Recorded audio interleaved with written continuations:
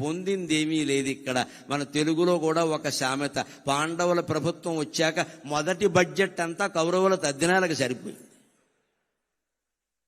Speaker గారు ఉండగా చెప్పుకోవలసిన మాట. ధర్మరాజు గారి స్థానంలో ఆర్థిక మంత్రి ఎవరున్నారో కానీ వారు ప్రవేశపెట్టిన బడ్జెట్ అంతా కౌరవుల తద్దినాలకు సరిపోయింది. అందుకని తెలుగులో సామెత, పాండవుల సంపాదన అంతా కౌరవుల తద్దినాలకు సరిపోయిందని. ఏమి సాధించావు నువ్వు ఇక్కడ? ఊరికే గెలిచావన్న పేరు. కానీ అది కూడా అశ్వమేధ పర్వం వచ్చాక మళ్ళీ అశ్వమేధ యాగం చేద్దామని అర్జునుడు బయలుదేరితే అనేక రాజ్యాలకి పంపిస్తారు. అశ్వమేధం లవకుశలో కూడా ఉంది, తెలుసును కదా, పంపిస్తారు. గుర్రం ముఖం మీద ఒక పలకం ఏర్పాటు చేస్తారు. ఎవరైనా మా సామ్రాజ్యాన్ని అంగీకరించిన వాళ్ళు ఉంటే మా రాజుతో యుద్ధం చేయండి అంటారు. అందరూ అంగీకరించారు, దానికేమి ఇబ్బంది లేదు. కౌరవులనే జయించిన వాళ్ళు మిగిలిన వాళ్ళని జయించరా? బభ్రువాహనుడు పాపం వినయ సంపన్నుడు, ఒక్కొక్కడు కష్టాలు కొని తెచ్చుకుంటాడు. అర్జునుడు అంటే అలా ప్రవర్తించాడు. అక్కడ కర్మ, ఎందుకంటే గంగమ్మ శాపం, ఆ బుద్ధి అలా పనిచేసింది. బుద్ధి కర్మానుసారనే.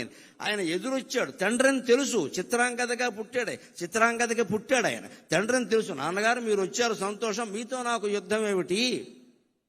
ఇదిగో మంగళహారతి పళ్ళెం పట్టుకుని నేను వచ్చాను, నా రాజ్యమే మీది, మీరు పరిపాలించుకోండి హాయిగా అంటే అర్జునుడు నోట వచ్చిన మాట ఏమరాయ్, క్షత్రియపుత్రుడివి కాదురా, యుద్ధం చేయకుండా లొంగిపోతున్నావా? నువ్వు నా కుమారుడని చెప్పుకుందుకు నాకు అవమానం ఉందిరా, దా యుద్ధానికి రా అన్నాడు. పనిగట్టుకుని తెచ్చుకున్నాడు. వాడు భయంకరమైన యుద్ధం చేశాడు.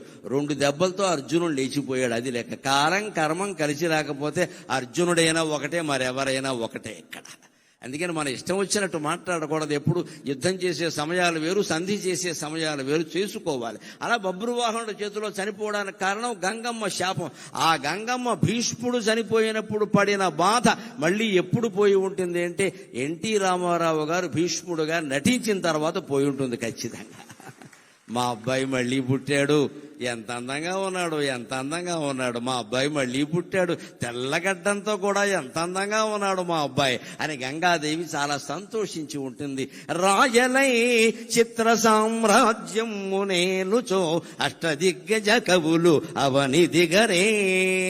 ఆయన శ్రీకృష్ణదేవరాయలై మహామంత్రి తిమ్మరసులో గాని, తెనాలి రామకృష్ణ చిత్రంలో గాని అనేక చిత్రాల్లో కృష్ణదేవరాయల పాత్ర ధరించి ఇలా అని ఒక్కసారి ఈ ఎడమ చెయ్యి మీసం మీదకి వెళ్ళింది అంటే తెలుగు జాతి మొత్తం పరవశించిపోయే సన్నివేశం అండి అది. చిత్రాలుగా తయారు చేసి మన ఇళ్లలో పెట్టుకుని మన పిల్లలకి చెప్పాలి, మన జాతి అంటే ఇదిరా, మన జాతి అంటే ఇదిరా, కృష్ణదేవరాయలు పరిపాలించిన భూమిరా ఇది, మరో రకంగా ఉండకూడదురా, మన భాషను మనం కాపాడుకోవాలని చెప్పడానికి వేళ కృష్ణదేవరాయలు లేడు. కానీ ఎన్టీ రామారావు కృష్ణదేవరాయలు వేసిన బొమ్మ మీ ఇంట్లో పెట్టండి, మీ పిల్లలకి చెప్పండి, భాష మిగులుతుంది, భగవంతుడు మిగులుతాడు. అంతటి ప్రేరణ. ఇంకా ఆయన జీవితంలో ఒక వైవిధ్యం ఏమిటంటే మంచి పాత్రలు ధరించి మంచి వారి మంచి మరి ఇంత పెంచు ధీమంతుడీవు. రాముడు వేసిన, కృష్ణుడు వేసిన, భీముడు పాత్ర వేసిన, భీష్ముడు పాత్ర వేసిన వారిలో ఉండే మంచితనాన్ని మరింత బాగా చూపించారు. ఎప్పుడు శాస్త్రంలో ఒక మాట ఉంటుంది, అర్థవాదం అంటారు. మన పురాణాలన్నీ అర్థవాదం ప్రకారమే ఉంటాయి. అర్థవాదం అంటే ఏమిటంటే ప్రజల చేత ఏ పని చేయించాలో దానికి కాస్త నమ్మకాలు అన్నీ జోడించి ఘాటుగా చెప్తారు, నాటుకునేలా చెప్తారు. అది పూర్తిగా నిజం కాదు, అది అర్థవాదం. దాని పేరే అర్థవాదం, సగమే నిజమని. కానీ ఎందుకు చెబుతారు అంటే ఒకడు దుఃఖపడుతున్నాడు, వాడు దుఃఖం పోవాలి.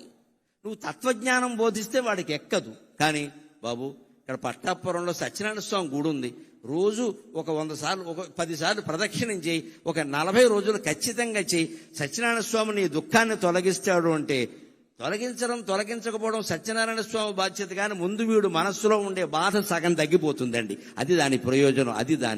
ఇది అందరూ అంగీకరించే విషయం. దీన్నే పురాణాల్లో అర్థవాదం అంటారు.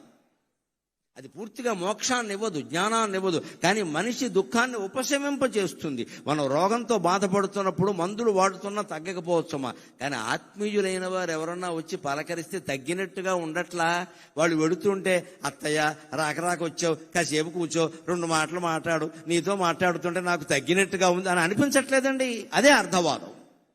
ఆ అర్థవాదం ప్రకారం ఎలా ఉంటుందంటే మీరు మంచి చేయించాలి అంటే మంచి మనిషిలో ఉండే మంచిని పెంచండి, బాగా పెంచండి. ఇంకొంచెం మీరు అబద్ధం చెప్పినా ఏం పర్వాలేదు, పురాణాల్లో లేనిది చెప్పినా తప్పేం లేదు, సమాజం బాగుపడటం కోసం చెప్పాం. అలాగే చెడ్డ పాత్రల ప్రభావం సమాజం మీద లేకుండా ఉండాలి అంటే ఆ పాత్రల్లో ఉండే చెడుని వీలైనంత తొలగించి మంచి చూపిస్తే సమాజం బాగుంటుంది, సమాజం బాగుంటుంది.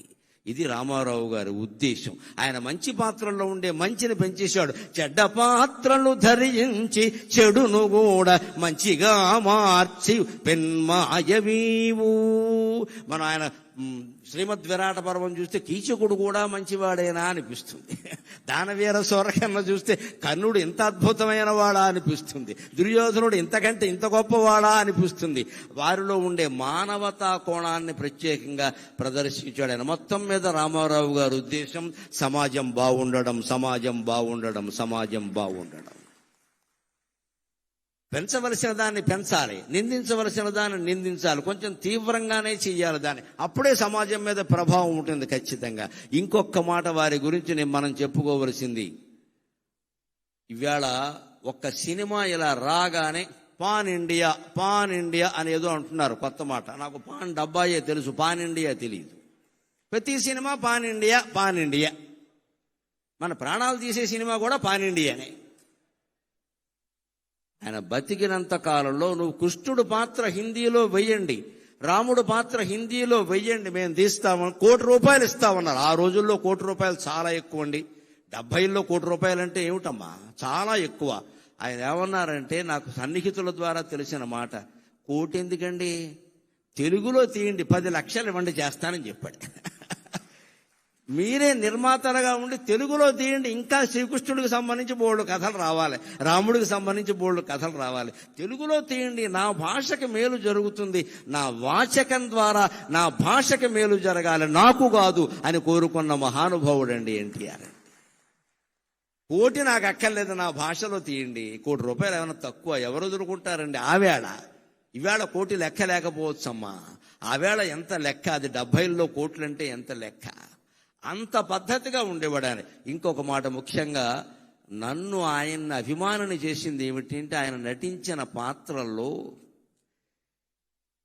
ఎవరికి తలవంచకు, ఎవరిని యాచించకు, గుండె బలమే నీ ఆయుధం, నిండు మనసే నీ ధనం.